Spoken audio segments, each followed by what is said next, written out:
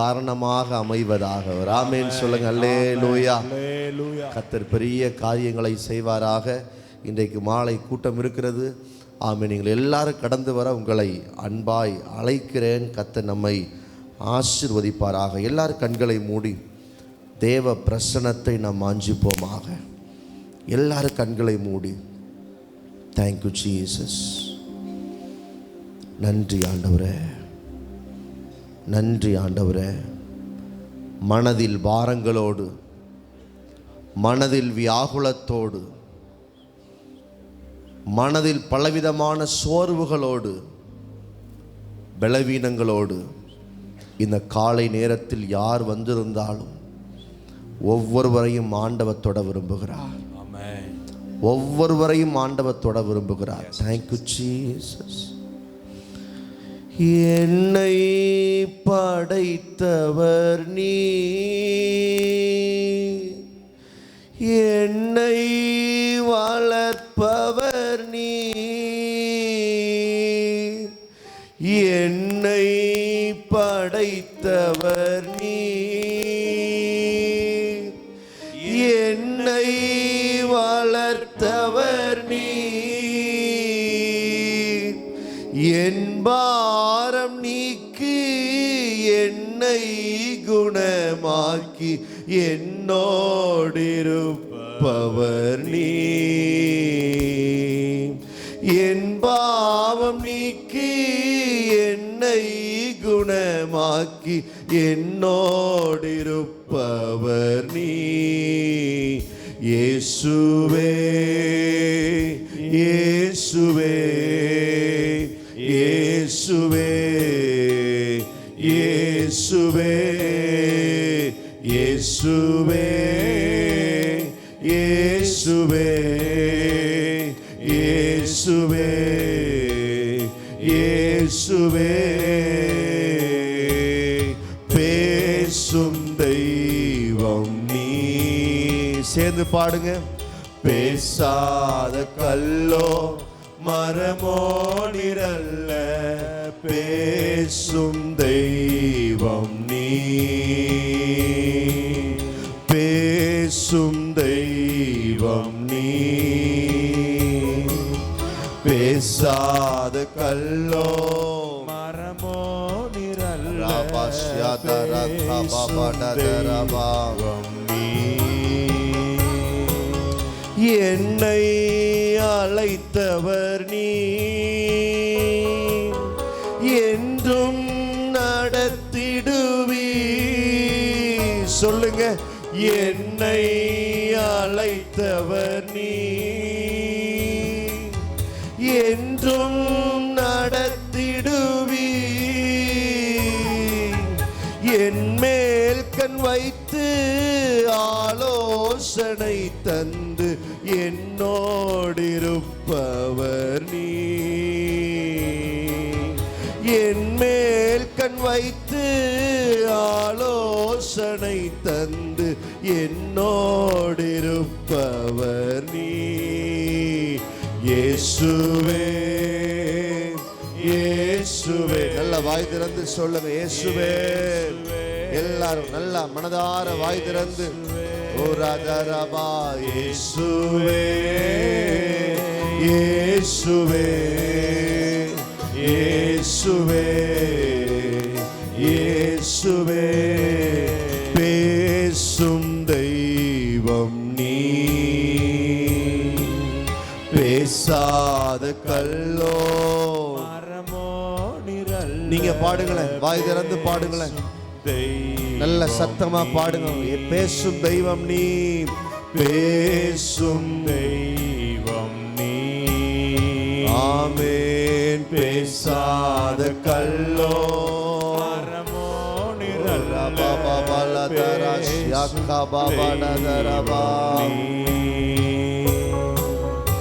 என் பாரம் சுமப்பவர் நீ,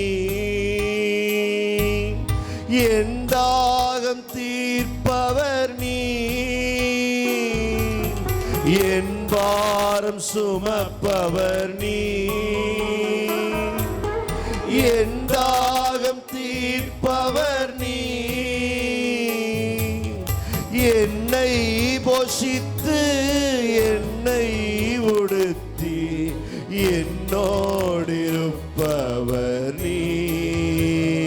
சொல்லுங்க, என்னை போஷித்து என்னை உடுத்தி என்னோடிருப்பவர் நீ. ரெண்டு கைகளை உயர்த்தி இயேசுவே இயேசுவே இயேசுவே. நல்ல வாய் திறந்து சொல்லுங்க.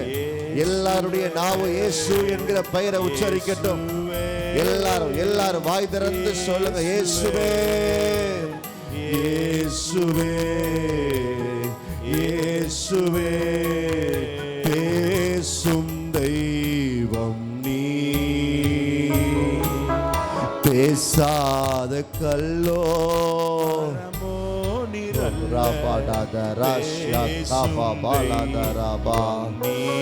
பேசுங்கப்பா, பேசும் தெய்வம் நீ, பேசாத கல்லோ.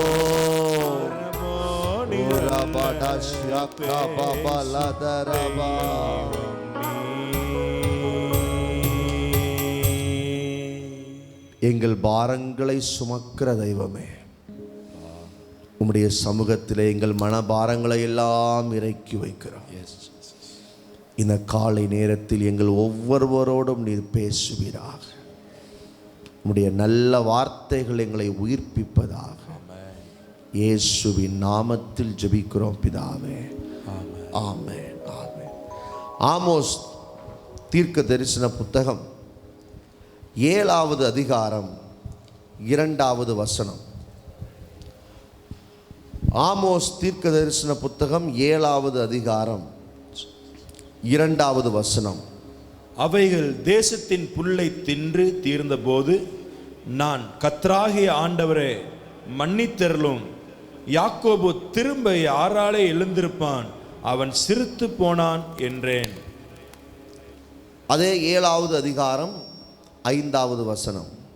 அப்பொழுது நான் கர்த்தராகிய ஆண்டவரே நிறுத்துமே, யாக்கோபு திரும்ப யாராலே எழுந்திருப்பான், அவன் சிறுத்து போனான் என்றேன்.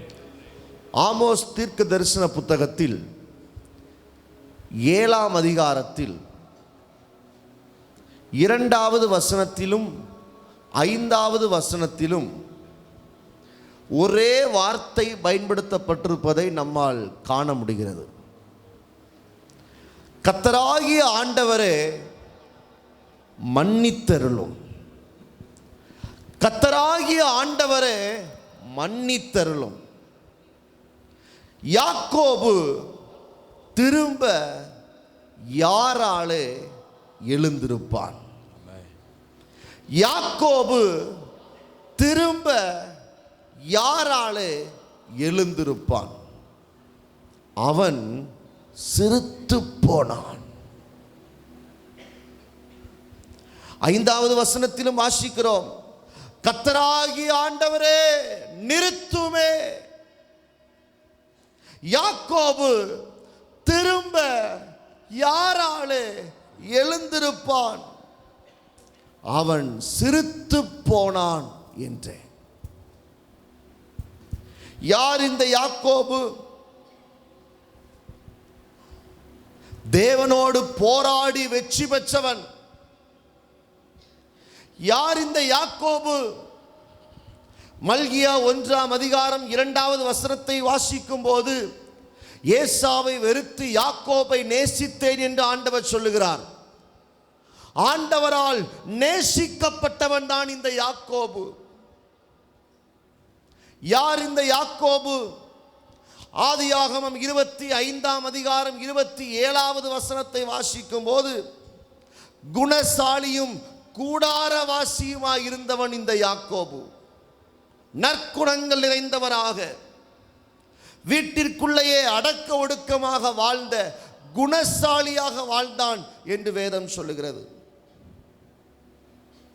யாக்கோபு யார்? ரா முழுவதும் தேவ சமூகத்திலே போராடி ஜெபிக்கிறவன் இந்த யாக்கோபு. யாக்கோபு யார்? இஸ்ரவேல் என்று தேவனால் அழைக்கப்பட்டவன். ஆண்டவர் இந்த யாக்கோபுக்கு வாக்குத்தத்தங்கள் ஏராளம் தந்திருக்கிறார். ஏசாயா 41 அதிகாரம் 14வது வசனத்தை வாசிப்போமானால், அங்கே ஆண்டவர் யாக்கோபின் சந்ததியை பார்த்து சொல்லுகிறார், யாக்கோபு என்னும் பூச்சியே, இஸ்ரவேலின் சிறு கூட்டமே, பயப்படாதே, நான் உனக்கு துணை நிற்கிறேன் என்று வாக்கு பண்ணியிருக்கிறார். அதே ஏசாயாவின் புத்தகம் 41 அதிகாரம் 15வது வசனத்தை வாசிப்போமானால், அங்கே ஆண்டவர் சொல்லுகிறார் யாக்கோபை பார்த்து, இதோ போர் அடிக்கிறதுக்கு நான் உன்னை புதியதும் கூர்மையுமான பற்கள் உள்ள இயந்திரமாக்குகிறேன். நீ மலைகளை மிதித்து நொறுக்கி குன்றுகளை பதருக்கு ஒப்பாக்கி விடுவாய். யாக்கோபை பார்த்து, யாக்கோபின் சந்ததியை பார்த்து ஆண்டவர் எந்த அளவாய் புகழ்ந்து பேசியிருக்கிறார், எந்த அளவாய் வாக்குத்தத்தங்களை கொடுத்திருக்கிறார். யாக்கோபின் சந்ததியை ஒரு இயந்திரத்துக்கு ஒப்பாக ஆண்டவர் பேசுகிறார், ஒரு கூர்மையான ஆயுதத்துக்கு ஒப்பாக ஆண்டவர் பேசுகிறார். தேவனால் நேசிக்கப்பட்ட, தேவனால் பாராட்டு பெற்ற, ஆண்டவருடைய வாக்குத்தத்தங்களை பெற்ற இந்த யாக்கோபை குறித்து தான் நாம் ஆமோஸ் தீர்க்க தரிசன புத்தகத்தில் வாசிக்கிறோம். ஆதியாகமம் 32வது அதிகாரத்தில் 30வது வசனத்தை வாசிப்பீர்களானால், யாக்கோபு இப்படியாக சொல்லுகிறார், நான் தேவனை முகமுகமாய் கண்டேன் என்று சொல்லுகிறார். ஆண்டவரையே முகமுகமா பார்க்கிற வாய்ப்பு இந்த யாக்கோபுக்கு கிடைத்தது. பல நேரங்களில் மோசையோடு ஆண்டவர் முகமுகமாய் பேசினதை அவர் சொல்லியிருக்கிறார். இங்கே யாக்கோபு சொல்லுகிறார், நான் அவரை முகமுகமாய் கண்டேன், முகமுகமாய் கண்டேன். மோசே தேவ பிரசன்னத்தை பார்ப்பதற்கு பல 100 ஆண்டுகளுக்கு முன்பதாகவே யாக்கோபு தேவனை முகமுகமாய் கண்டவன், தேவ தரிசனங்களை கண்டவன், தேவ தூதர்கள் ஏறுகிறதையும் இறங்குகிறதையும் கண்கூடாக பார்த்தவன். இந்த யாக்கோபு சாதாரண மனிதன் அல்ல, தேவனால் நேசிக்கப்பட்டவன், பாராட்டப்பட்டவன், வாக்குத்தத்தங்களை பெற்றவன்.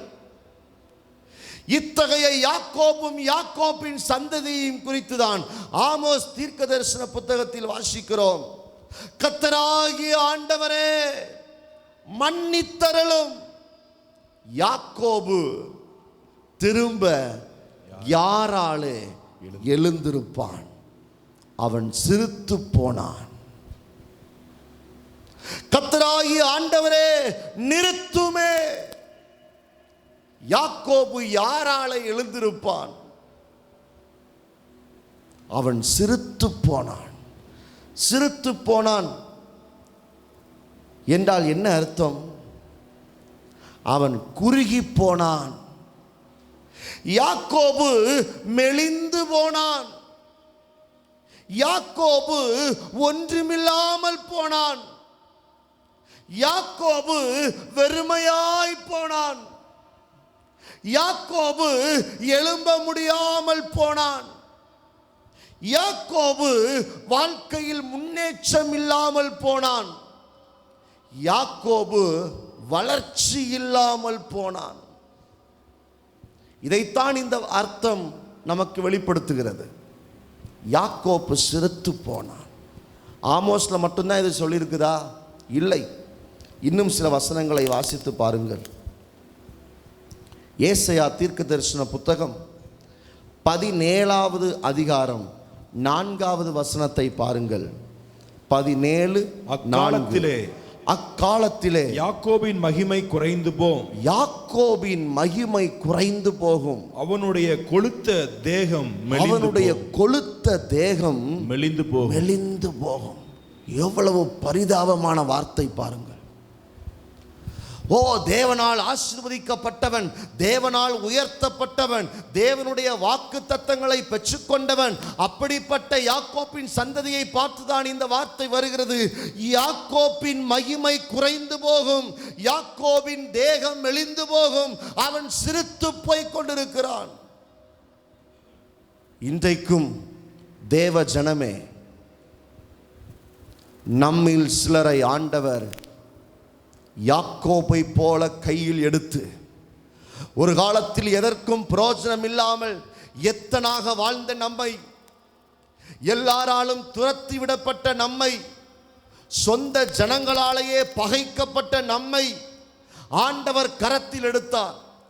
வெறும் கையுமாக வனாந்தரத்தை நடந்து வந்த நம்மை, உணவுக்கு வழி இல்லாமல், உடைக்கு வழி இல்லாமல், இயேசுவே எனக்கு உடுத்த வஸ்திரத்தை தாரும், உண்ண ஆகாரத்தை தாரும் என்று ஒரு காலத்தில் ஜெபித்தோமே, அவ்வளவு மெலிந்த தேகத்தோடு இருந்த நம்மை ஆண்டவர் கையில் எடுத்து 2 பரிவாரங்களோடு நம்மை திருப்தி ஆக்கி, நமக்கு தேவையான ஆசீர்வாதங்களை தந்து, நல்ல கொழுத்த தேகத்தை தந்து, தேவையான வசதி வாய்ப்புகளை தந்து, நல்ல வாக்குத்தத்தங்களை தந்து, நல்ல வளர்ச்சிகளை தந்து, நல்ல முன்னேற்றத்தை தந்து, யாக்கோப்பு என்கிற பெயரை மாற்றி இஸ்ரவேல் என்கிற புதிய நாமத்தை தரித்து, நீ தேவனோடு சேர்ந்து ஆளுகிறவன் என்கிற அதிகாரத்தில் ஆண்டவர் நம்மை வைத்திருக்கிறார். ஆனால் இன்றைக்கு நாம் எப்படி இருக்கிறோம்? இன்றைக்கு நாம் எப்படி இருக்கிறோம்? யாக்கோப்பை போல சிறுத்து போன நிலையில் இன்றைக்கு ஆவிக்குரிய வாழ்க்கையில் பலர் காணப்படுகிறார்கள். அன்பு ஆண்டவருடைய பிள்ளைகளே, இன்றைக்கு சபையை பார்த்து ஆண்டவர் தீர்க்க தரிசனமாய் பேசிக் கொண்டிருக்கிறார். அன்பு சகோதரனே, ஏதோ வாழ்கிறோம் என்கிற நிலையில் வாழ்ந்து கொண்டிருக்கிறீர்களா? 6 நாள் வேலைக்கு போறேன், கிடைக்கிறத வச்சு சாப்பிட்றேன், ஞாயிற்றுக்கிழமை ஒரு நாள் சர்ச்சுக்கு வந்துட்டு போறேன், மற்றபடி ஒரு பெரிய வளர்ச்சி இல்லை. கை நிறைய காசு வருது, ஆனால் பணம் எல்லாம் வட்டிக்கு, கோர்ட்டுக்கு, கேஸுக்கு, அங்குங்க தான் போகுது. என்னால் அதை சாப்பிட முடியலை. எவ்வளவுதான் சம்பாதிச்சு கொண்டு வந்தாலும் குடும்பத்தில் சமாதானம் இல்லை, குடும்பத்தில் ஒரு வளர்ச்சி இல்லை, எதிர்பார்க்கிற ஆசீர்வாதம் இல்லை. ஒரு காலத்தில் நல்லா இருந்தேன், ஒரு காலத்தில் நல்ல ஆரோக்கியமாக இருந்தோம், ஒரு காலத்தில் நான் மனைவி பிள்ளைகள் எல்லாரும் சேர்ந்து ஒன்று போல உட்கார்ந்து சாப்பிட்டோம். ஆனால் இன்னைக்கு குடும்பத்துக்குள்ள பகை, உற்றார் உறவினர்கள் மத்தியிலே அநேக வெறுப்புகளை சம்பாதிக்க வேண்டிய நிலை. எல்லாருக்கும் முன்பாக கூனி குறுகி போயிருக்கிறேன், வெளியே தலை காட்ட முடியாமல் தலை குனிந்து நடக்கிறேன். எவ்வளவுதான் படிக்க முயற்சி பண்ணாலும் என்னால் படிக்க முடியலை. எவ்வளவுதான் முயற்சி பண்ணி ஒரு நிலத்தை வாங்கிடலாம் நினைச்சாலும் வாங்க முடியல, வாங்கின இடத்துல வீடு கட்ட முடியல. பல ஆண்டுகள் அப்படியே வெறுமையா கிடக்குது. என் வியாபாரத்தில் ஒரு முன்னேற்றம் இல்லை, என்னுடைய தொழிலில் நல்ல வளர்ச்சி இல்லை, என்னோடு கூட சேருகிறவர்கள் எல்லாம் நல்லா இருக்கிறாங்க, ஆனால் நான் இன்னும் இருந்த வண்ணமாக தான் இருக்கிறேன். என் வளர்ச்சி இல்லாமைக்கு காரணம் என்ன? நான் சிறுத்து போக காரணம் என்ன? நான் குறைவுபட துவங்கிய காரணம் என்ன? நான் ஒன்றுமில்லாமல் போக காரணம் என்ன? என் வாழ்க்கை இப்படித்தான் இருக்குமா? சாகிற வரைக்கும் இப்படியே வாழ்ந்து நான் சாக வேண்டியது தானா?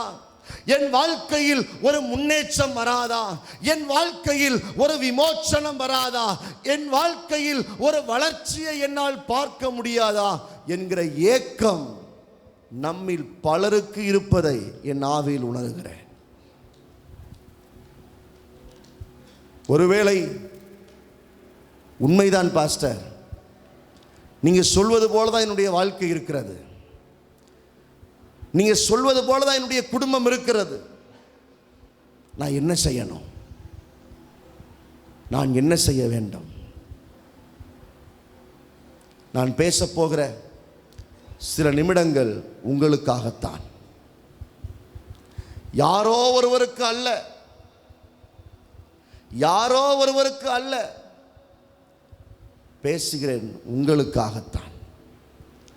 ஆகவே யாருக்கோ பாஸ்டர் பேசுகிறார் என்கிற எண்ணத்தோடு அமர்ந்திருக்க கூடாது. கர்த்தர் எனக்காகத்தான் பேசுகிறார், எனக்காகத்தான் பேசுகிறார். அந்த உணர்வோடு காத்திருந்தால் தேவ சத்தம் உங்கள் காதுகளில் விழும். ஒரு ஆமேன் சொல்லுங்க. ஆமென். எல்லாரும் கண்களை மூடி, எல்லாரும் கண்களை மூடி. யாக்கோபை போல் நாங்கள் சிறுத்து போயிருக்கிறோம் ஆண்டவரே. யாக்கோபை போல் நாங்கள் மெலிந்து போயிருக்கிறோம் ஆண்டவரே. யாக்கோபை போல் நாங்கள் ஒன்றுமில்லாமல் போயிருக்கிறோம் ஐயா. யாக்கோபை போல் எலும்ப பலன் இல்லாமல் போயிருக்கிறோம். யாக்கோபை போல் முன்னேற்றம் இல்லாமல் இருக்கிறோம். அன்றைக்கு ஆமோஸ் தீர்க்கதரிசி இப்படியாக கதறுகிறார், கர்த்தராகிய ஆண்டவரே,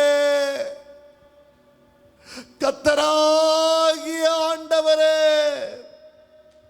மன்னித்தருளும், மன்னித்தருளும். யாக்கோபு திரும்ப யாராலே எழுந்திருப்பார்? இன்றைக்கு பிதாவினுடைய வலது பாரிசத்தில் இயேசு கிறிஸ்து நமக்காக நின்று பரிந்து பேசுகிறார். பிதாவே, என் மகன் திரும்ப உயிர்ப்பிக்கப்பட மாட்டானா? என் மகன் திரும்ப எழுந்திருக்க மாட்டானா? மன்னித்தருளும் ஐயா, மன்னித்தருளும். அவன் சிறுத்து போயிருக்கிறானே, அவனை குறித்த மேன்மையான வாக்குத்தத்தங்களை கொடுத்தேன். அவன் வாழ்ந்து சுகமாய் இருக்க வேண்டும் என்று அவனோடு நான் பேசினேன். அவன் நன்றாய் இருக்க வேண்டும் என்று என்னுடைய இரத்தத்தையே சிந்தினேன். ஆனாலும் அவன் சிறுத்து போயிருக்கிறானே. அன்றைக்கு ஆமோஸ் தீர்க்கதரிசி ஆண்டவரை பார்த்து கதறியது போல இன்றைக்கு இயேசு கிறிஸ்து உங்களை பார்த்து கதறுகிறார். என் மகன் சிறுத்து போயிருக்கிறானே. எங்களோட பேசுங்கப்பா. நாங்க இப்படியே வாழ்ந்து போய்விடக்கூடாது. என்னுடைய சிறுமைகள் மாறட்டும் ஆண்டவரே, மாறட்டும்பா. கண்ணீரோடு இருக்கிற தேவ பிள்ளைகளுடைய வாழ்க்கையில் குறைவுகள் எல்லாம் நிறைவாய் மாற்றுகிற தெய்வம் இந்த பகல் நேரத்தில் இவர்கள் நடுவிலே உள்ளாவி வருகிறபடினாலே நன்றி அப்பா, நன்றி அப்பா, நன்றி அப்பா.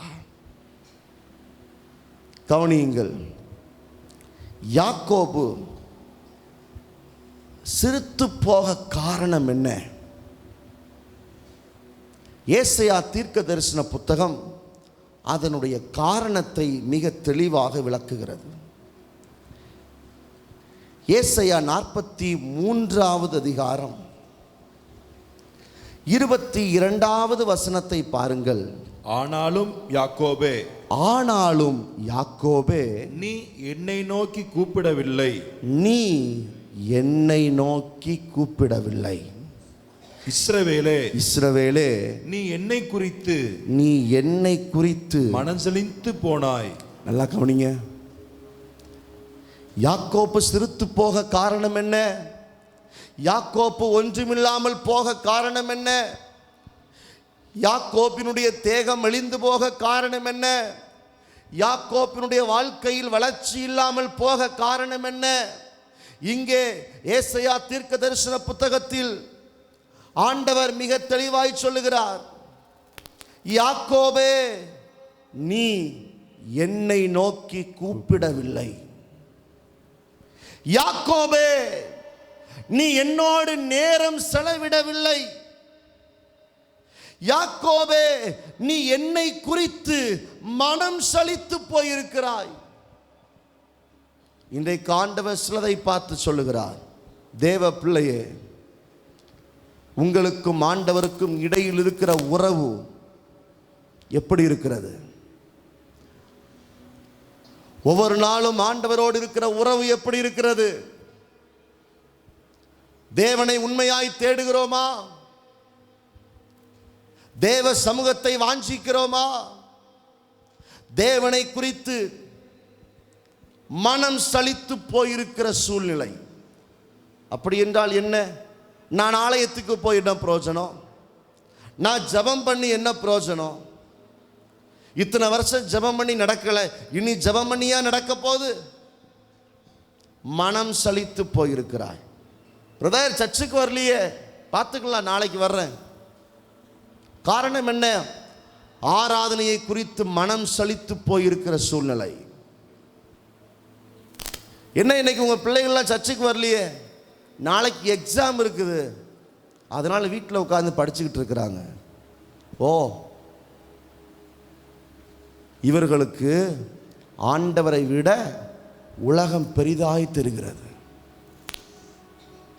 இன்னைக்கு சர்ச்சுக்கு வரலையே, ஞாயிற்றுக்கிழமை ஆராதனையில் உங்களை பார்க்க முடியலையே, ஒரு முக்கியமான வேலை இருந்துச்சு, வெளியே போயிட்டேன். எது முக்கியமான வேலை? ஆண்டவரை ஆராதிக்கிறதா, இல்லை அதை விட வெறும் பெரிய முக்கியமான வேலைகள் இருக்குதோ? ஆண்டவரை குறித்து மனம் சலித்து போயிருந்தால் ஆண்டவர் எப்படி நம்மை ஆசீர்வதிக்க முடியும்?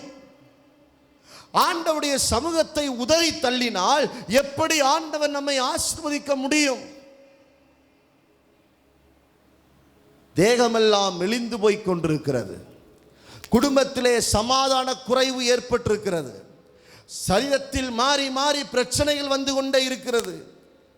இதனுடைய ஒரு காரணம் என்ன தெரியுமா? தேவனுக்கும் உங்களுக்கும் இடையில் இருக்கிற உறவில் ஏதோ ஒரு விரிசல் ஏற்பட்டிருக்கிறது என்று அர்த்தம். இன்றைக்கு ஆண்டவர் சபையை எச்சரிக்கிறார்.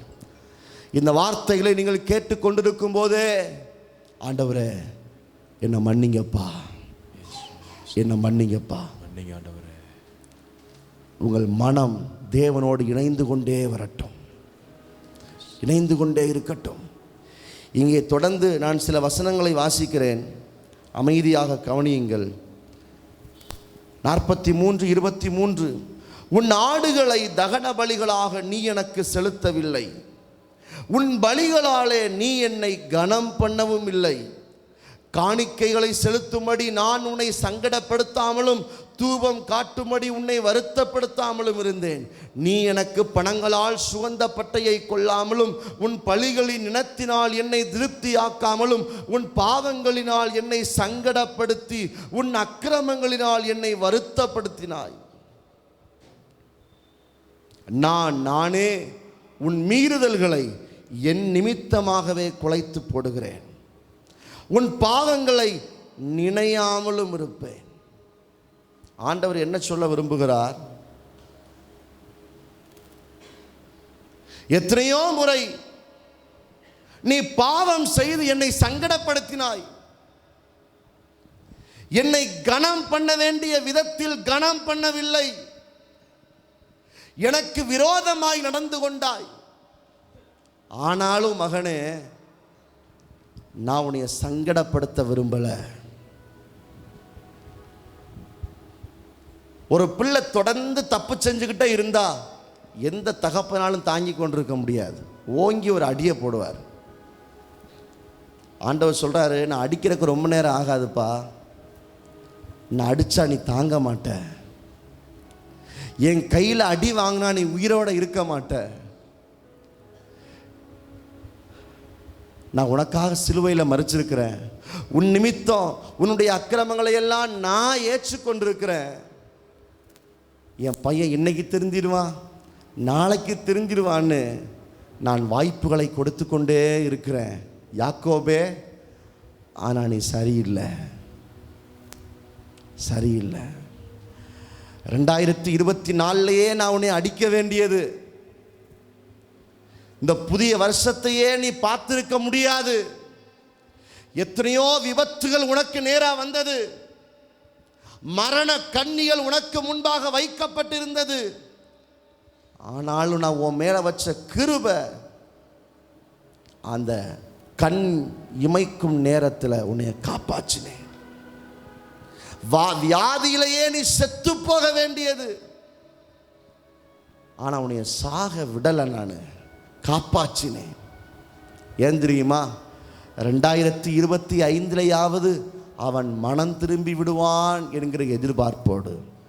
ஆனாலும் யாக்கோபே, நீ என்னை நோக்கி கூப்பிடவில்லை. ஆனாலும் யாக்கோபே, நீ என்னை கனம் பண்ணவில்லை. ஆனாலும் யாக்கோபே, நீ என்னை நேசிக்கவில்லை. உன்னுடைய ஆதி நிலையை யோசித்துப் பார். எதற்கும் வழி இல்லாமல், சாப்பிடுவதற்கு ஆகாரம் இல்லாமல், வனாந்தரத்திலே நடு இரவிலே வானத்தை அண்ணாந்து பார்த்து கூப்பிட்டாயே. தேவை இருக்கும் போது உச்சார், உறவினர், உலகம் எல்லாரும் உங்களை வெறுத்து ஒதுக்கிய நேரத்தில் ஏசப்பா ஏசப்பா என்று கதறினாயே. இன்றைக்கு எல்லா உறவுகளும் இருக்கிறது. நீ விரும்புகிற எல்லா சூழ்நிலைகளும் உனக்கு சாதகமாக இருக்கிறது. அதனால் தான் என்னவோ நீ என்னை மறந்து போய்விட்டாய். நீ என்னை மறந்து போய்விட்டாய். இங்கே 21வது வசனத்தை பாருங்கள். 20:21. நான் தெரிந்து கொண்ட என் ஜனத்திற்கு தாகத்திற்கு வனாந்திரத்திலே தண்ணீர்களையும் அவாந்திர வெளியிலே ஆறுகளையும் உண்டாக்குவதினால் காட்டு மிருகங்களும் வலு சர்ப்பங்களும் கோட்டான் குஞ்சுகளும் என்னை கனம் பண்ணும். நல்லா கவனிங்க, மிக தெளிவாக ஆண்டவர் சொல்கிறார். நான் தெரிந்து கொண்ட என் ஜனத்தின் தாகத்துக்கு. ஆண்டவர் நன்மை யாருக்கு செய்கிறாரா? யாக்கோபின் சந்ததிக்கு தான் ஆண்டவர் நன்மை செய்கிறார். தேவன் செய்கிற நன்மைகளை பார்த்து அந்த வனாந்திரத்திலே, அந்த அவாந்திர வெளியிலே ஆறுகளையும் தண்ணீர்களையும் ஆண்டவர் உண்டாக்குவதை பார்த்து காட்டு மிருகங்களும் வலு சர்ப்பங்களும் கோட்டான் குஞ்சுகளும் என்னை கனம் பண்ணும். அடுத்த வசனம், இந்த ஜனத்தை எனக்கென்று ஏற்படுத்தினேன். இவர்கள் என் துதியை சொல்லி வருவார்கள் என்று ஆண்டவர் நினைத்தார்.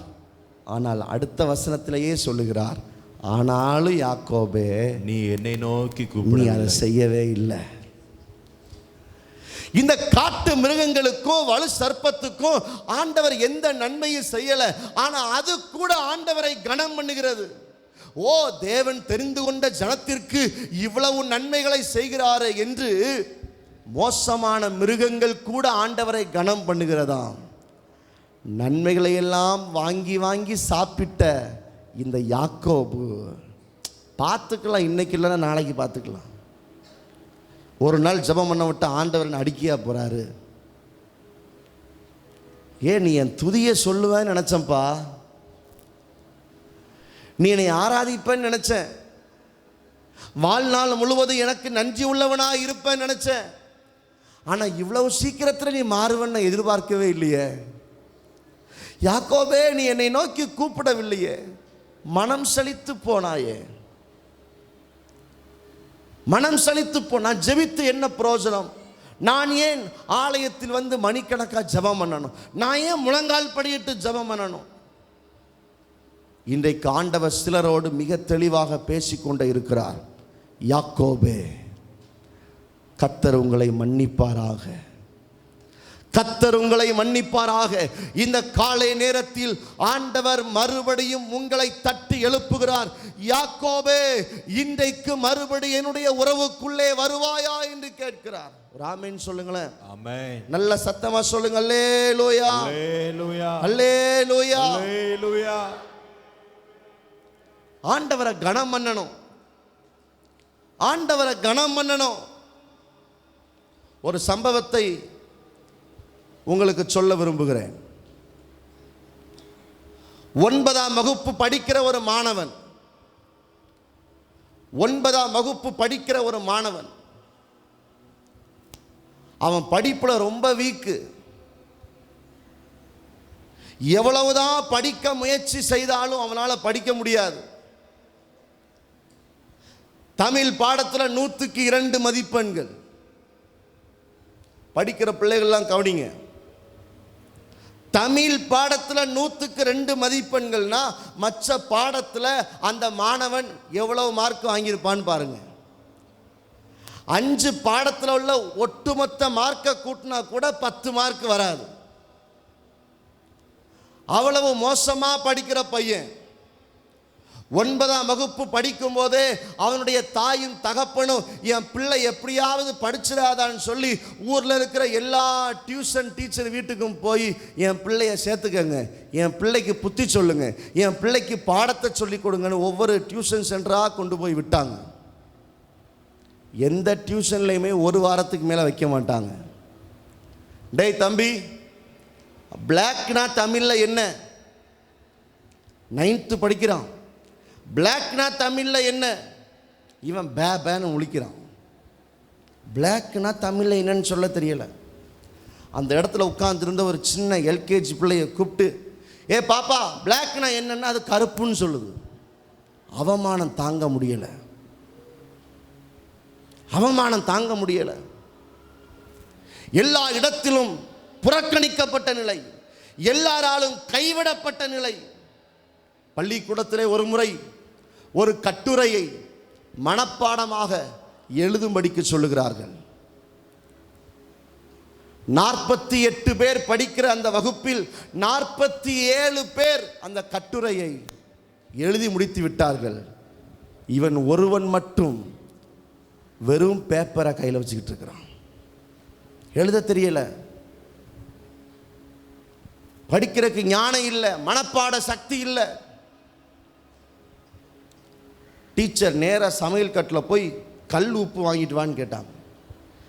இந்த பையன் வேகமாக போய், எதுக்குன்னே தெரியாது, கல் உப்பு தாங்க, சத்துணவு கூடத்தில் இருக்கிறவங்க கல் உப்பு கொடுக்குறாங்க. டீச்சர் வாங்கிட்டு வந்துட்டேன், இந்த ஓரமாக கல் உப்பை கீழே தட்டியாச்சு, அது மேலே முழங்காலில் நெல்.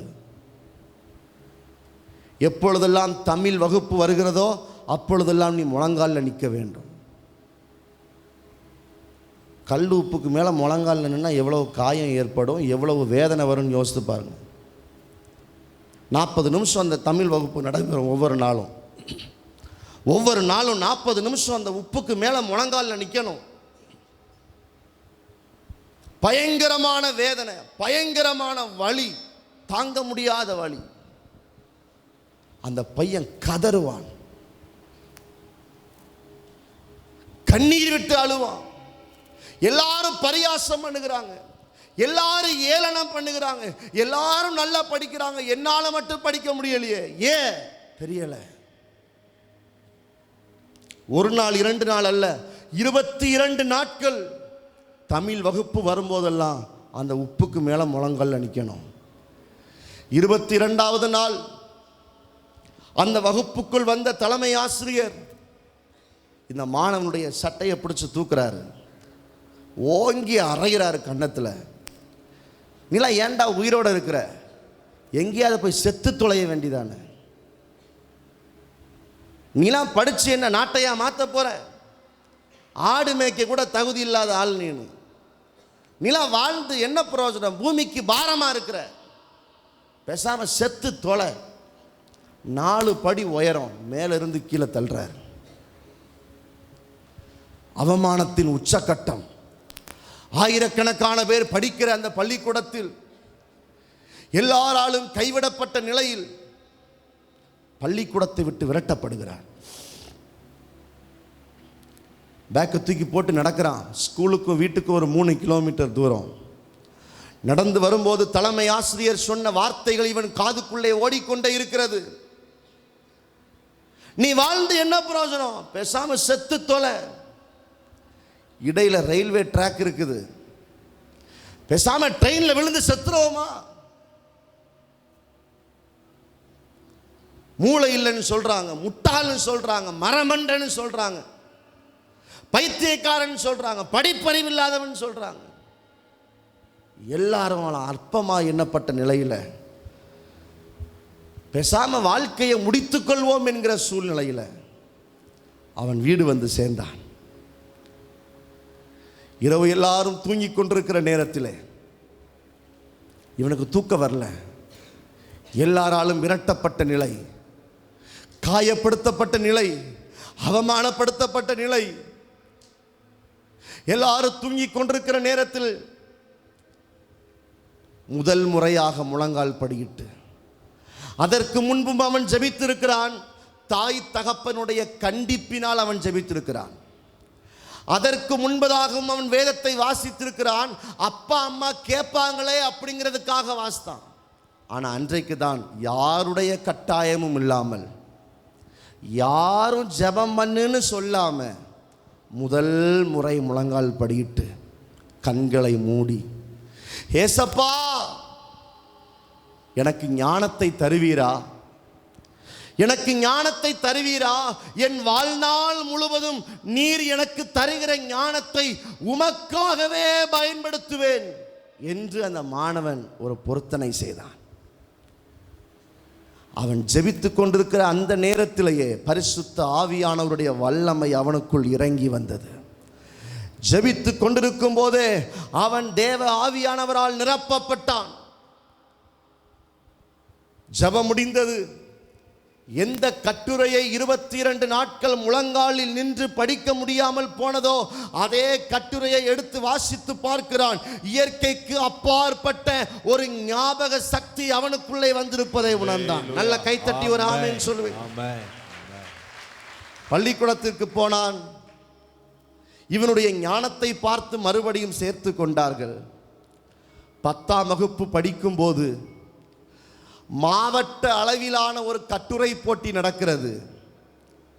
அது வேறு எந்த மாவட்டமும் அல்ல, தூத்துக்குடி மாவட்ட அளவில் ஒரு கட்டுரை போட்டி நடைபெறுகிறது. அந்த கட்டுரை போட்டியில் மாவட்டத்திலேயே முதல் மாணவனாக அந்த மாணவன் உயர்ந்தான். ஒரு ஆமென் சொல்லுங்க. அல்லேலூயா. 11வது வகுப்பில் மற்றொரு பள்ளிக்கூடத்தில் போய் சேர்ந்து படித்தான். 11வது வகுப்பு படிக்கும் போது தமிழ்நாடு அளவில் ஒரு கட்டுரை போட்டி நடைபெறுகிறது. தமிழ்நாடு முழுவதிலும் இருந்து ஆயிரக்கணக்கானோர் அந்த கட்டுரை போட்டியில் பங்கு பெறுவார்கள். தலைப்பு எல்லாம் ஸ்பாட்ல தான் கொடுப்பாங்க. அந்த கட்டுரை போட்டியில் பங்கு பெற்றான். தமிழ்நாட்டிலேயே முதல் மாணவனாக ஆண்டவர் தேர்வு செய்ய கிருபை தந்தார்.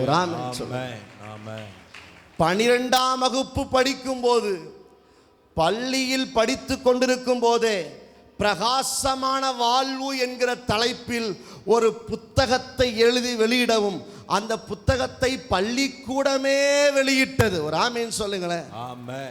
அன்றைக்கு இருந்த டாக்டர் அப்துல் கலாம் உட்பட பெரிய பெரிய தலைவர்கள் எல்லாம் பார்த்து வியர்ந்து பாராட்டிய புத்தகமாக அந்த புத்தகம் மாறியது. இன்றைக்கு அந்த மாணவன்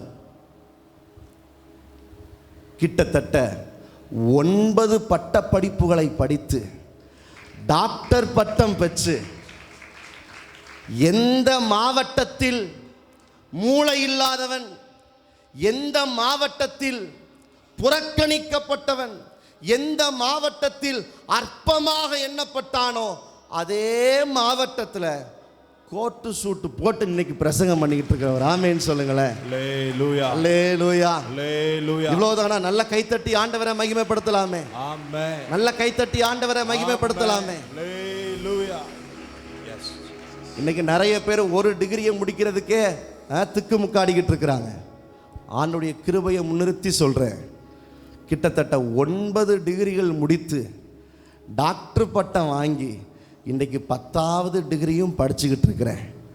அல்லேலூயா. அல்லேலூயா. இன்றைக்கு மாவட்ட அளவில், மாநில அளவில் இல்லை, இந்திய தேசிய அளவில் சுமார் 18 விருதுகளை வாங்க ஆண்டவர் கிருபை தந்திருக்கிறார். ஆமென். அல்லேலூயா. அல்லேலூயா. அமெரிக்க தேசத்திலே ஒரு விருது, ஆமென், மலேசியாவிலே ஒரு விருது என்று சர்வதேச விருதுகளை வாங்க ஆண்டவர் கிருபை தந்திருக்கிறார். ஆமென்.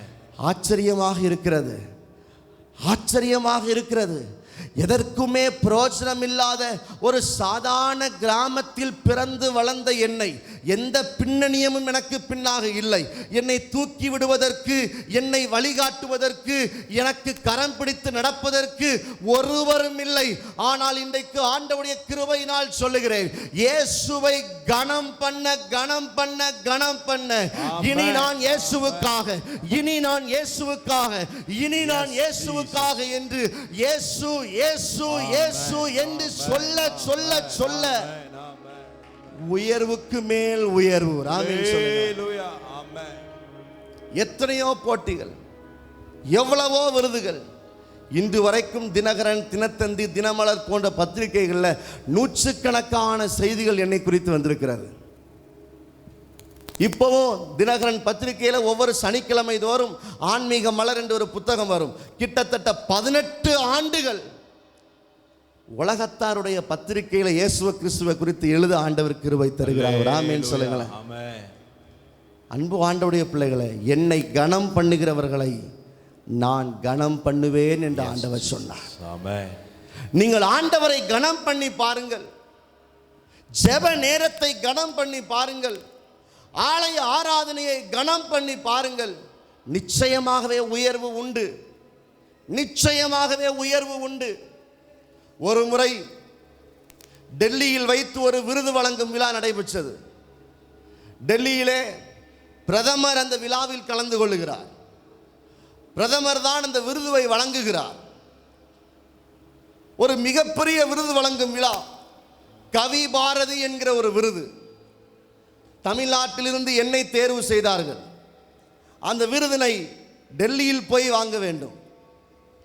எனக்கு அழைப்பிதழ் வந்தது. நான் மதுரையில் இருந்தேன், தூத்துக்குடிக்கு அழைப்பிதழ் வந்தது. என்னுடைய தம்பி அதை ஃபோட்டோ எடுத்து எனக்கு அனுப்பியிருந்தார். நான் ரொம்ப ஆர்வமாக வாங்கி அதை பார்க்குறேன். விருது வழங்கும் நாள் அப்படின்னு ஒரு டேட்டு போட்டிருக்குது. அது ஒரு ஞாயிற்றுக்கிழமை. அது ஒரு ஞாயிற்றுக்கிழமை. அம்மா, தேசிய விருது, டெல்லியில் வைத்து வழங்கப்படுகிற விருது.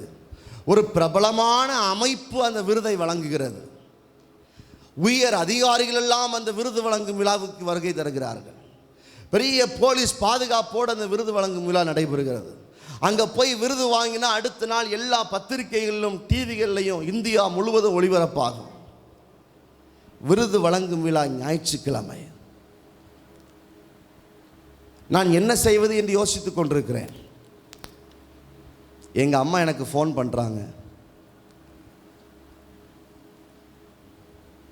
எப்போ விருது வழங்குறாங்கன்னு கேட்டாங்க. நான் சொன்னேன், இந்த டேட்டு, அது என்ன கிழமை? ஞாயிற்றுக்கிழமைன்னு சொன்னேன். அவங்க சொன்ன வார்த்தை என்ன தெரியுமா? அப்படிப்பட்ட நல்ல ஆவிக்குரிய பெற்றோருக்காக நான் ஆண்டவரை துதிக்கிறேன். எங்கள் அம்மா சொன்ன வார்த்தை என்ன தெரியுமா? ஞாயிற்றுக்கிழமை ஆண்டவரை ஆராதிக்க வேண்டிய நீ எவ முகத்திலையோ முழிக்க போறியோ?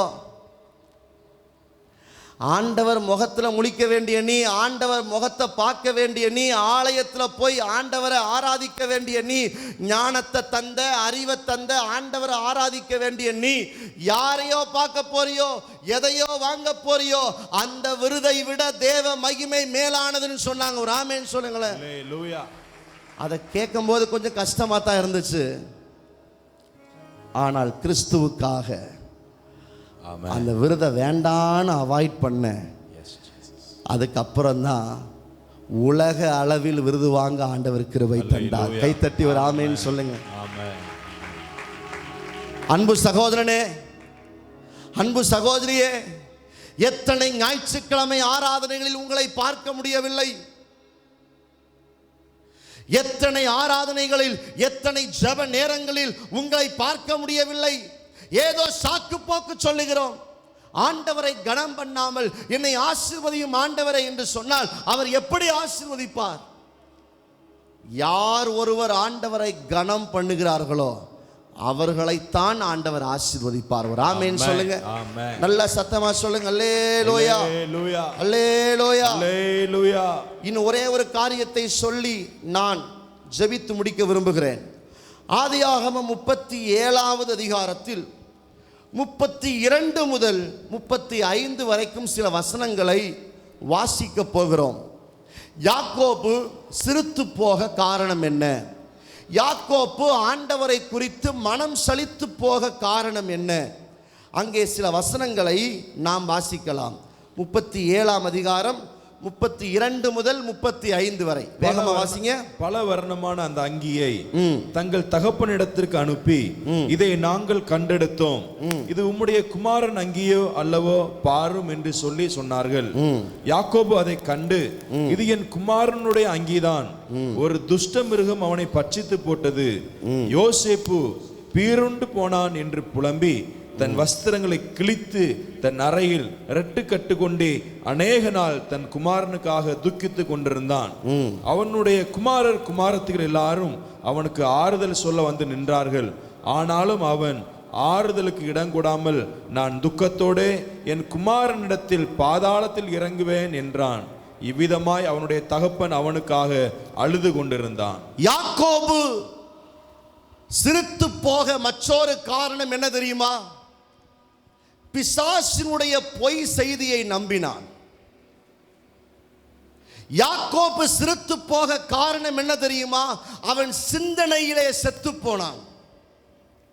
யாக்கோபு மெலிந்து போக காரணம் என்ன தெரியுமா? அவன் ஆறுதலுக்கு இடம் கொடாமல் சிந்தையிலே செத்து போனான். இங்கே யாக்கோபினுடைய குமாரர்கள் யோசேப்பினுடைய பல வர்ண அங்கியை தகப்பனிடத்திற்கு கொண்டு வந்து, இதை நாங்கள் கண்டெடுத்தோம், இது யாருடைய அங்கி? சத்தமா சொல்லுங்க. வசனம் எப்படி இருக்குது? குமாரனுடைய அங்கி. வசனத்தை பார்த்து வாசிங்க. எப்படி இருக்குது? ஆஹா, அதுக்கு முன்னாடி வார்த்தை இருக்குது. என்ன இருக்குது? உம்முடைய குமாரன் அங்கியோ. ஒரு நல்ல மனசுள்ளவங்க எப்படி வந்து சொல்லணும்? அப்பா, இது யோசேப்பினுடைய அங்கி மாதிரி தெரியுது, என் சகோதரனுடைய அங்கி மாதிரி தெரியுது, அப்படிதானே வந்திருக்கணும். ஆனா வந்து நிற்கும் போது, அதை கொடுக்கும் போதே எப்படி சொல்றாங்க? இது உம்முடைய குமாரன். ஏன் இவன் என்னுடைய சகோதரன் சொல்லல? ஏற்கனவே இந்த சகோதரர்களுக்கும் யோசேப்புக்கு ஆகாதுன்னு யாக்கோபுக்கு தெரிஞ்சிருக்க வேண்டுமா வேண்டாமா? தெரிந்திருக்கணும். அப்போ கண்டுபிடிச்சிருக்க வேண்டாமா? இவன் வார்த்தை சரியில்லையே, இவன் என்னவோ நம்மகிட்ட பொய் சொல்ற மாதிரி இருக்கேன்னு யோசிக்க வேண்டாமா? என் சகோதரன் என் தம்பின்னு சொல்லாம உங்க பையன்னு சொல்றானே, ஏதோ பிரிச்சு காட்டுறானேன்னு யோசிக்க வேண்டாமா? சரி, யோசிக்கல. அங்கேயே வாங்கி கொடுக்குறான். அந்த யாக்கோப்பு ட்ரெஸ்ஸை வாங்கி பார்க்கும்போது அந்த ட்ரெஸ்ஸு முழுவதும் இரத்த கோரையா இருக்குது. யாக்கோபு யாருங்க? ஆடு மேய்ச்சவன். யாக்கோபு யாரு? ஆடுகளுடைய இரத்தம் எப்படி இருக்கும் என்பதை நன்றாக பார்த்தவன். யாக்கோபு யாரு? ஆடுகளோடையே வாழ்ந்தவன் 20 வருஷ காலம். இந்த யாக்கோபு ட்ரெஸ்ஸை வாங்கி பார்க்கும்போது இந்த இரத்தம் மனுஷ இரத்தம் மாதிரி தெரியலையே, இது ஏதோ ஒரு ஆட்டினுடைய இரத்தம் மாதிரி இருக்குதேன்னு கண்டுபிடிக்க வேண்டாமா? தெரிஞ்சிருக்கணுமா வேண்டாமா? தெரிஞ்சிருக்கும். காட்டின உடனே மார்பிள அடிச்சுட்டு அவன் சொல்றான், யாக்கோபு அதை கண்டு, இது என் குமாரனுடைய அங்கிதான், ஒரு துஷ்ட மிருகம் அவனை பட்சித்து போட்டது. நல்லா கவனிங்க, வார்த்தையின் ரகசியத்தை ஆழத்தை கொஞ்சம் கவனிங்க. இங்க ஒரு இடத்துலயாவது அண்ணன்மார்கள்லாம் வந்து ஒரு மிருகம் பட்சித்து போட்டதுன்னு சொன்னாங்களா? யாராவது வந்து சொன்னாங்களா? ஜஸ்ட் ட்ரெஸ்ஸை மட்டும்தான் தூக்கி போட்டாங்க. இவனே தான் சொல்றான், ஆமா இது என் பையன் ட்ரெஸ்ஸு தான், ஆமா ஒரு கொடிய மிருகம் இவனை அடிச்சிருக்குது. யாருமே சொல்லலை, இவனாவே சொல்றான். சிலருக்கு ஓவரா யோசித்து அவன் செத்து போவான். மிதமிஞ்சிய யோசனை, மிதமிஞ்சிய பயம். இந்த யாக்கோபினுடைய வாழ்க்கை சிரித்து போக காரணம் என்ன தெரியுமா? அவன் சிந்தனைக்குள்ள பிசாசு விதைக்கிற பொய்யை நம்பிட்டான். இன்றைக்கு தேவ பிள்ளையே, உங்க வாழ்க்கையில பல நேரங்களில் பிசாசு தேவையில்லாத எதையோ ஒன்றை விதைச்சு வச்சிருக்கிறான். அதை இன்னும் நீங்க நம்பிக்கிட்டே இருக்கிறீங்க. டாக்டர் மூலமா பிசாசு சில காரியத்தை விதைச்சிருப்பான், இந்த வியாதி உனக்கு சுகமே ஆகாது. ஆனா பைபிள் சொல்லுது, அவருடைய தழும்புகளினால் நாம் குணமானோம். வசனத்தை நம்பல, ஆனா டாக்டர் சொன்னதை நம்புறோம். யாரோ ஒருத்தங்க சொல்லிட்டாங்க நீ முன்னேற வாய்ப்பே இல்லை, அதை நம்புறோம். ஆனா ஆண்டவர் சொல்றார் நீ உயர்வாய், அதை நம்பல. பிசாசுனுடைய வார்த்தையை பல நேரங்களில் நம்பி சிந்தித்து சிந்தித்து வாழ்க்கை சிறுத்து போயிருக்கிறது. நான் நிறைவடைய போகிறேன், இந்த பிரசங்கத்தை நிறைவு செய்ய போகிறேன். ஒரு நாள் வந்தது, யாக்கோப்புக்கு செய்தி கிடைத்தது. 45வது அதிகாரத்தில் 27வது வசனம், எல்லாரும் சேர்ந்து சத்தமாய் வாசிக்கலாம். ஆதியாகமம் 45ஆம் அதிகாரம் 27வது வசனம் சேர்ந்து வாசிக்கலாம். அவர்கள் யோசேப்பு தங்களுடனே சொன்ன வார்த்தைகள் யாவையும் அவனுக்கு சொன்னபோதும் தன்னை ஏற்றிக்கொண்டு போகும்படி யோசேப்பு அனுப்பின வண்டிகளை அவன் கண்டபோதும் அவர்களுடைய தகப்பனாகிய யாக்கோபின் ஆவி உயிர்த்தது. நல்ல கைத்தட்டி ஒரு ஆமென் சொல்லுங்க. அல்லேலூயா. ஓ, யோசேப்பு செத்து போனான் என்று சிந்தனையில் நினைத்துக் கொண்டிருந்த போது ஒரு செய்தி வருகிறது. யாக்கோபே, நீ செத்து போய்விட்டது என்று நினைத்த உன்னுடைய பிள்ளை ஜீவனோடு தான் இருக்கிறது என்று ஒரு தீர்க்க தரிசன வார்த்தை வரும்போது யாக்கோபின் ஆவி உயிர்த்தது. நல்ல கைத்தட்டி ஒரு ஆமென் சொல்லுங்களேன். யாக்கோபின் ஆவி உயிர்த்தது. சிறுத்து போன அவனுடைய தேகம் உயிர்த்தது. மெலிந்து போன அவனுடைய தேகம் உயிர்ந்தது. ஆமா, இன்றைக்கு ஆண்டவர் சிலருடைய ஆவியை இன்றைக்கு உயிரடைய செய்ய விரும்புகிறார். எல்லாரும் எழும்பி நிற்கலாமா? எல்லாரும் எழும்பி நிற்கலாம். நாம் ஜெபிக்க போகிறோம். ஹல்லேலூயா. ஓ ரபா கபா பாபா லா ஷதரபா. எல்லாரும் நல்ல வேகமா வேகமா வேகமா எழும்பி நின்று நல்ல ஆவியில நிரம்பி அந்நிய பாஷைகளை பேசி இன்றைக்கு ஆண்டவர் சிறுத்து போனவன் வாழ்க்கையில ஆண்டவர் தம்முடைய ஆவியை தந்து உயிர்ப்பிக்க விரும்புகிறார். ஆவியை தந்து உயிர்ப்பிக்க விரும்புகிறார். நல்ல கைத்தட்டி ஆண்டவரை மகிமைப்படுத்துங்க. நல்ல கைத்தட்டி ஹல்லேலூயா. ஓ ரபா ஷதரபா. ஆமென். யாக்கோபின் ஆவி உயிர்த்தது போல, யாக்கோபின் ஆவி உயிர்த்தது போல இந்த காலை நேரத்தில் உங்கள் ஆவி உயிர்க்கிறது. உங்கள் ஆவி உயிர்க்கிறது. நல்ல கைத்தட்டி ஹல்லேலூயா. ஹல்லேலூயா. போதாது போதாது போதாது. நல்ல கைத்தட்டி ஆவியில நிரம்பி, நல்ல ஆவியில நிரம்பி அந்நிய பாஷைகளை பேசி ஓ ரபா ட ரபா. ஆமென். ஹல்லேலூயா. ஹல்லேலூயா. ஹல்லேலூயா. யாக்கோபு திரும்ப யாராலே அவன் எழுந்திருப்பான்? யாக்கோபு திரும்ப யாராலே எழுந்திருப்பான்? எப்பொழுது எழுந்திருப்பான் தெரியுமா? ஒரு தீர்க்க தரிசன வார்த்தை உள்ளே போகும்போது, பரிசுத்த ஆவியானவர் உள்ளே நுழையும் போது அவன் உயிர்ப்பிக்கப்படுகிறான். ஆவியானவர் வரும்போது அவன் உயிர்ப்பிக்கப்படுகிறான். இது நீங்கள் உயிர்ப்பிக்கப்படுகிற நேரம். நல்ல கைத்தட்டி ஹல்லேலூயா. ஹல்லேலூயா. ஹல்லேலூயா. உங்க ஆவியை அனுப்புங்க, என்னை உயிரடைய செய்யுங்க. உங்க ஆவிய அனுப்புங்க, என்னை உயிரடைய செய்யுங்க. உலர்ந்த எலும்புகள் இந்த நாளில் உயிரடைய வேண்டுமே. உலர்ந்த எலும்புகள் இந்த நாளில் நல்ல கைத்தட்டி அனுப்புங்க, என்னை உயிரடைய செய்யுங்க. உங்க ஆவிய அனுப்புங்க, என்னை உயிரடைய செய்யுங்க. உலர்ந்த எலும்புகள் காலை நேரத்தில் உலர்ந்த எலும்புகள் எல்லாம் உயிரடைய போகிறது. உயிரடைய செய்யும். யாக்கோபு உயிர்த்தார். உயிரடைய செய்யும்.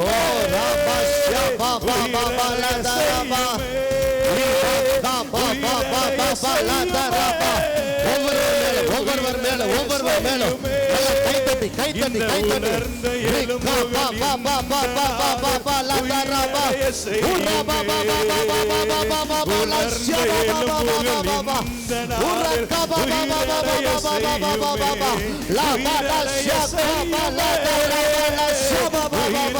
செய்யுமே. என்னை உயிரடைய செய்யுமே. உயிரடைய செய்யுமே. உயிரடைய செய்யுமே. என்னை உயிரடைய செய்யுமே. உந்தன் உயிர் தெழுந்த வல்லமை வேண்டுமே.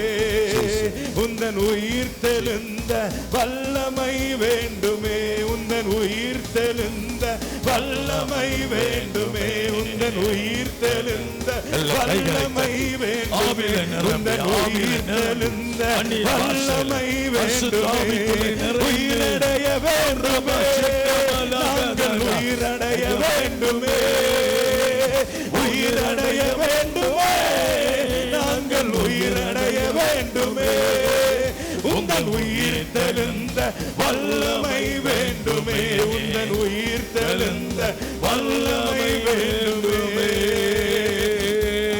கரங்களை தட்டி ஆவியிலே நம்மளை உயிர்ப்பிக்கிற ஆவியானவர், உயிர்ப்பிக்கிற ஆவியானவர், உயிர்ப்பிக்கிற ஆவியானவர், உயிர்ப்பிக்கிற ஆவியானவர், உயிர்ப்பிக்கிற ஆவியானவர்.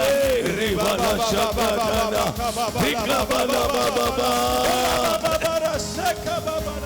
ஜீசஸ் ஹalleluya.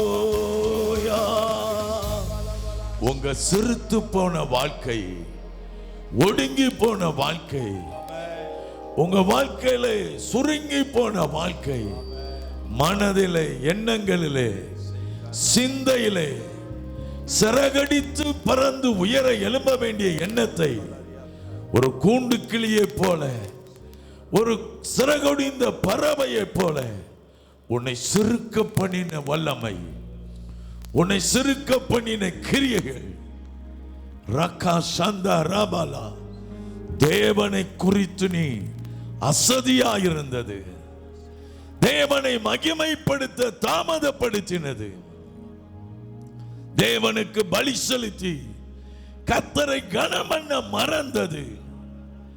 ஆண்டவர் உன்னை வைத்த நோக்கம், நான் இவனை தெரிந்து கொள்ளுவேன், இவன் என் துதியை சொல்லி வருவான், என் துதியை சொல்லுவான்னு கர்த்தர் உனக்கு கிருபை கொடுத்தார். ஆனா நீயோ சலித்து போனாய், நீயோ தேவ சமூகத்தை விட்டு தூரமாய் போனாய். பலி செலுத்த வேண்டியவன், தேவனுக்காய் சுகந்த வாசனைகளை பட்டைகளை வாங்கி துதி பலியை செலுத்த வேண்டியவன் செலுத்தாமல் போனாய். அதுதான் வாழ்க்கையின் நீ ஒடுங்கி போனதுக்கு காரணம். ஆனால் இன்றைக்கு உன்னை உயிர்ப்பிக்கிற ஆவியானவர் வந்திருக்கிறார். உன் தவற ஒத்துக்கொண்டு, ஆமாண்டவரே, என்னை உம்முடைய மகிமைக்காக நீர் என்னை சிருஷ்டித்து உருவாக்கினீர். நான் எங்கேயோ காணப்பட்டவன், நான் ரட்சிக்கப்பட்ட அந்த நாளை திரும்பி பார்க்கிறேன். நீர் மாத்திரம் வாழ்க்கையில குறுக்கிடாதிருந்தா அந்த குடி வெறியிலே, இல்ல அந்த உலகத்தின் அழிவிலே, விக்கிரக ஆராதனையிலே, பிசாசனுடைய ஆதிக்கத்தில் அந்த வனாந்தரத்தில் நான் அழிந்து போயிருப்பேன். என்னுடைய மகிமை புகழ்ச்சிக்காய் தெரிந்தெடுத்தீர். ஆனா இன்றைக்கோ உம்மை மகிமைப்படுத்த வேண்டிய நான் என்னை பிரியப்படுத்திக்கிட்டே இருக்கிறேன். எனக்கு பிரியமானதை செய்து வாழுகிறேன். அதனால்தான் என் வாழ்க்கையில, என் குடும்பத்தில், என் தொழில சுருங்கி போன நிலைமை நீங்க உணர்கிறீங்களா? உணர்கிறீங்களா? தேவனை மகிமைப்படுத்த வேண்டிய ஆட்கள் தன்னை பிரியப்படுத்தி தனக்குரியவைகளுக்காகவே வாழ்கிற நிலைமை. உலகத்தை சொல்லுகிறான், ஆண்டவருக்கு படைத்தான் படைப்பெல்லாம் மனுவுக்காக, மனிதனை படைத்தான் தன்னை வணங்க. உலகத்தான் சொல்லுகிறான், நீயோ உலகத்தானை விட மோசமா இல்லை. நான் எனக்காக, என் பிள்ளைக்காக, என் குடும்பத்துக்காக, எனக்காக, என் தொழிலுக்காக, உலகத்துக்காக வாழுகிறேன்.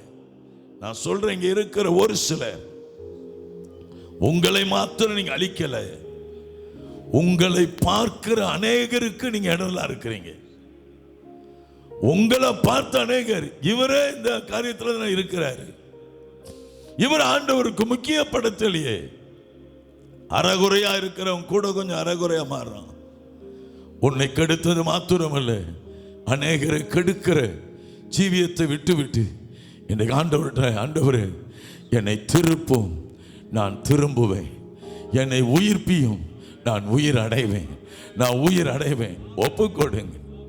இரண்டாவதாக, நீங்கள் சிரித்து போவதற்கு காரணம், உங்களில் தவறான செய்திகளை யாரோ ஒருவர் சொன்னதுனால அது ஊழியத்தை குறித்தோ, சபையை குறித்தோ, ஊழியனை குறித்தோ, சக விசுவாசியை குறித்தோ, இங்க நடக்கிறதை ஏதோ ஒன்றுக்கு கண்ணு மூக்கு வாய் வைத்து பேசி ஆத்துமாவுல கேடு உண்டாக்கிட்டாங்க.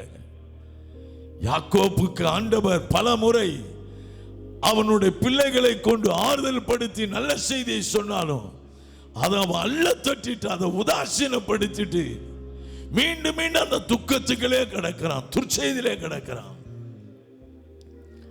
உன்னை உயிர்ப்பிக்கிறதுக்கு கர்த்தர் எத்தனையோ தேவ மனிதர்களை கர்த்தர் உனக்காய் பயன்படுத்தினார். யாக்கோப்பு, நீ துக்கத்தில் இருக்க வேண்டாம், அவனை நீ எழுந்துரு, தூசியை உதறு, நீ தூசியை உதறி விட்டு எழுந்துரு, உன் வல்லமையை தரித்துக்கோ, நீ இனி சிறைப்பட்டு போக கூடாது, உன்னுடைய அலங்கார வஸ்திரத்தை உடுத்திக்கோன்னு எத்தனையோ நேரம் சொன்னாலும் நீ உன் துக்க வஸ்திரத்தையே உடுத்திட்டு முடங்கி கிடக்கிற. உன் மனைவியை கொண்டு கூட கர்த்தர் உன்னை தேற்றி இருக்கலாம், உன் பிள்ளையை கொண்டு கர்த்தர் தேற்றி இருக்கலாம், உன் கணவனை கொண்டு கர்த்தர் உன்னை எச்சரித்திருக்கலாம், உங்க ஊழியரை கொண்டு கர்த்தர் உங்களோடு பேசியிருக்கலாம், சக விசுவாசியை கொண்டு பேசியிருக்கலாம், நீங்க வாசிக்கிற வேத பகுதியை கொண்டு கர்த்தர் பேசியிருக்கலாம், நீங்க கேட்ட செய்தி மூலமா கர்த்தர் பேசியிருக்கலாம். எத்தனையோ நேரம் கேட்டு கேட்டு அந்த வார்த்தையெல்லாம் தூக்கி போட்டுட்டு அந்த துக்க வஸ்திரத்திலேயே யாரோ என்னைக்கோ சொன்னது, யாரோ சொன்னது அந்த துர்ச்செய்தி. இன்றைக்கு துர்ச்செய்தியை கேட்டு வேதம் சொல்லுகிற நீதிமான் துர்ச்செய்தியை கேட்டு அசைக்கப்படுகிறது இல்லை. நீ துர்ச்செய்திக்கு உன் வாழ்க்கை ஒப்பு கொடுக்க கூடாது. நற்செய்தி உலர்ந்த எலும்புகளை உயிரடைய பண்ணும். நற்செய்தி கண்களை பிரகாசிக்கும். நல்ல செய்திகளை கேட்டு, விசுவாச செய்திகளை கேட்டு உன்னை தூக்கி விடுகிற, ஆமென், ஹல்லேலூயா. யோசேப்பு அனுப்பின வண்டிகளையும் குதிரைகளையும் பார்த்து உனக்காக இந்த பரிசுத்த ஆவியாகிய வண்டி வந்திருக்கிறது. நம்ம இரட்சகராகிய இயேசு கிறிஸ்து நமக்கு அனுப்பி தந்தே அந்த பரிசுத்த ஆவியானவர் நம் நடுவில் வந்திருக்கிறார். எல்லா கரங்களை தட்டி அவரை பார்த்து நம் ஆவி உயிர்ப்பிக்கப்படட்டும். நம்மளை உயிர்ப்பிக்கிற ஆவியானவர். இதுதான் உன் கை தட்டா, இதுதான் அவனுடைய ஆமே. அந்த உயிர்ப்பிக்கப்படவனை ஒப்பு கொடுக்கிறதா நல்ல ஆவில நிரம்பி போதாது. நல்ல கைகளை தட்டி நல்ல ஆவில நிரம்பி, ஆவில நிரம்பி உயிர்ப்பிக்கிற ஆவியானவர், உயிர்ப்பிக்கிற ஆவியானவர், உலர்ந்த எலும்புகளையும் உயிரடைய பண்ணுகிறவர். இன்னைக்கு உயிர்ப்பிக்கும்படி அந்த பரிசுத்த ஆவியானவர் வாகனமாய் வந்திருக்கிறார், உன் நடுவில் வந்திருக்கிறார்.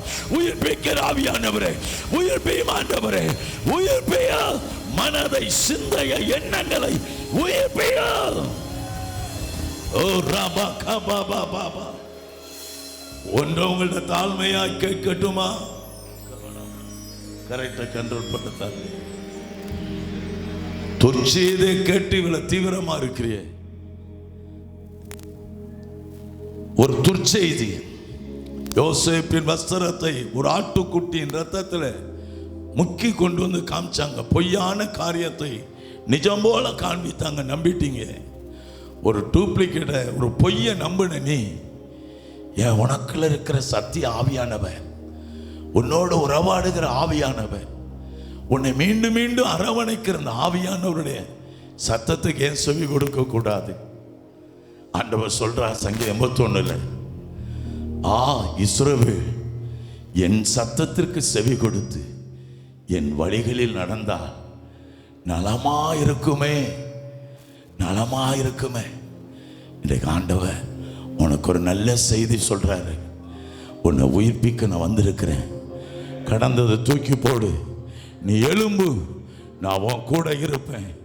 நீ யாக்கோப்பு என்னும் பூச்சியை, இஸ்ரவேலின் சிறு கூட்டமே, நான் உன்னை போரடிக்கிறதற்கு புதிதும் கூர்மையுள்ள பற்களுள்ள இயந்திரமாக்குகிறேன் என்று ஆவியானவர் உனக்காய் வந்திருக்கிறார்.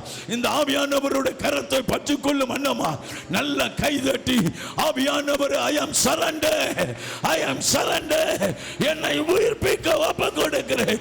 இனி துச்செய்தியை தூக்கி தூர போடுற ஆண்டவரே, எந்த செய்தியை நான் நம்ப தயாரில்லை. கர்த்தருடைய வார்த்தையை நம்புகிறேன். நல்ல கை தட்டி ஆமென் என்று சொல்லுவா.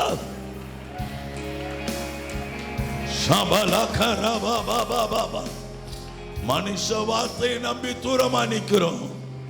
பொய் சாட்சிகளை நம்பி தூரமாய் நிற்கிறோம். உன்னை நேசிக்கிற கர்த்தர் உன் அருகில் நிற்கிறார். அவர் உனக்கு தூரமானவர் அல்ல. இன்றைக்கு உன்னை சந்திக்கிறதுக்கு அந்த ஆராதனை. இன்றைக்கு ஆண்டவர் உன்னை தன்பட்சமாய் திருப்பதற்கு அந்த ஆராதனை. இந்த ஆராதனை ஏற்கனவே சொன்னபடி இது உனக்காய் பரலோகத்தில் அனுப்பப்பட்ட மெசேஜ். பரலோகத்தில் இருந்து வந்த தூது. வாலிப தம்பி, வாலிப தங்கச்சி, தாயே தகப்பனை, இது உனக்காய் கர்த்தர் கொடுத்த வார்த்தை.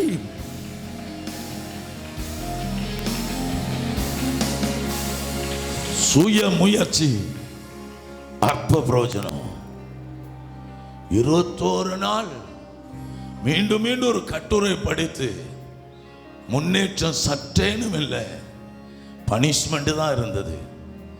ஒரு நாள் ஆவியானவர் கரத்தில் ஒப்பு கொடுத்து அந்த கட்டாய ஜபத்தை விட்டு மனப்பூர்வமான அர்ப்பணிப்புக்கு வரும்போது பரத்திலிருந்து ஒரு ஞானம் இறங்கி அந்த ஒன்றுமில்லாத அந்த அடித்தளத்திலிருந்து கோபுரங்களிலும் சிகரங்களிலும் வானளவாய் உயர்த்தின அதே தெய்வத்தின் வல்லமை இந்த ஆலயத்தின் எல்லை எங்கும் லாவிக் கொண்டிருக்கிறது. உன் நம்பிக்கையற்ற உன் வாழ்க்கையை துளிர்விட பண்ணி உன்னையும் உயர்த்துவதற்காக தேவனுடைய கரம் குறுகவில்லை. தேவனுடைய கரம் குறுகவில்லை. தேவனுடைய கரம் முடங்கவில்லை. இன்றைக்கு உன்னை உயர்த்த உலகத்தில் வந்து எந்த மனுஷனை பிரகாசிப்பிக்கிறவன்